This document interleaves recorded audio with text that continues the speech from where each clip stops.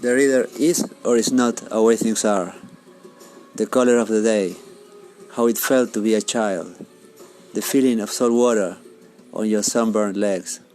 Sometimes the water is yellow, sometimes it's red. I'm colorblind, so I can tell. The color in memory depends on the day.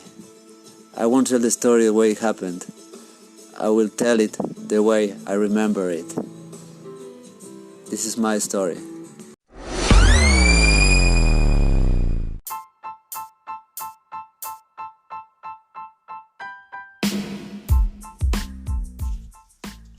Okay.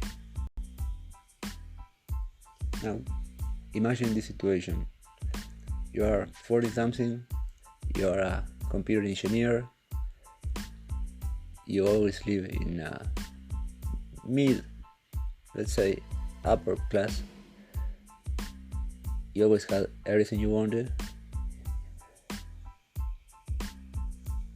and suddenly you're put in a cell with 12 other people from a much different context.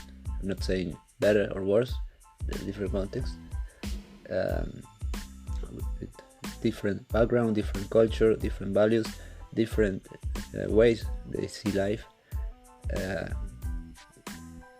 but they all together are very aligned, and I am the weird one. I am the one who has a tourist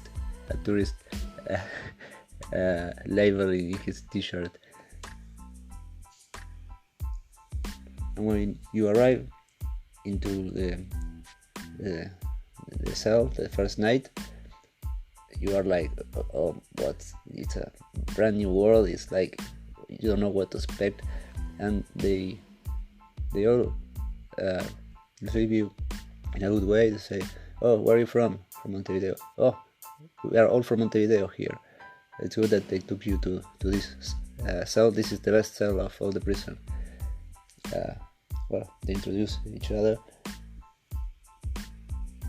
and you are like shaking. I mean, the guy who was in charge of the introduction was the guy who represented that cell, which, imagine, it was like huge. I mean, he was like taken from a combat of, I don't know. It was like a GI show. I don't know. He was huge. He had a voice that was all that. He speak with a voice that was so like he was full of steroids, and he was huge. I mean, and he looked at you in the eye, and you had to do a very. You had to concentrate in order to keep your eyes at him, because he was intimidating a lot. But he was that was the way he is. So he was just trying to be nice, and he told me, he said, "Flaco," which is guy in Spanish. Flaco, be calm, nothing's gonna happen to you. Flaco, tranquilo, nada te va a pasar. And well, this, apart from the fact that we were from different worlds, we use a different language. The first thing he asked me was, because it was 8 p.m, he asked me, do you take canicas? And I was like, what is he saying? What do you take canicas? And I was, sorry, I don't understand. Si ten canicas, I don't understand. If you take pills, medication. Oh, yeah, I do. Oh, okay, well, let's go. It's time for medication. Okay, well, that was the first word that I learned. How they call them, the pills, canicas. And well, and imagine the situation. Well, I'm not going to tell many things, just for respecting the cause of the prison, for respecting the people. But there was a guy who was all night up talking to girls he met I don't know where.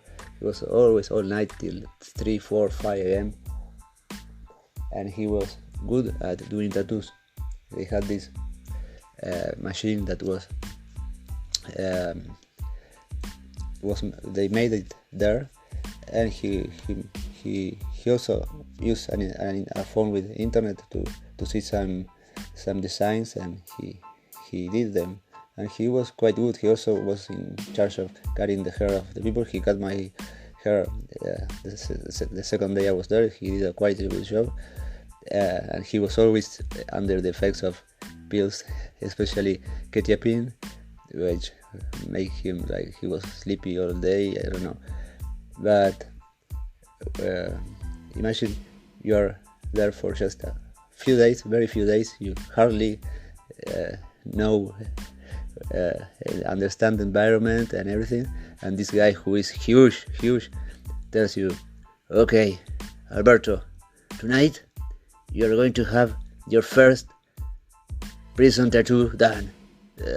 And I was like, oh my god, how do I escape from this? I don't want no tattoo. Oh no, my skin is going to be destroyed forever. Imagine that situation. Imagine that you didn't know what to say. I mean, you didn't want a tattoo, but you didn't know if you were able to say no. I mean, I didn't know if it was a choice or it was already something that it was decided, and it was quite scary. So fortunately, when the night came, this guy took too many pills and he fell asleep and he forgot about it. Otherwise, I think I would have a tattoo, which something that I wouldn't have liked to have as a memory from prison. I do have a scar in the face, but that's another story. They took me to hospital one day. 4 points I have near the eyebrow, but that's another story. I blew a lot. Anyway, stories from prison.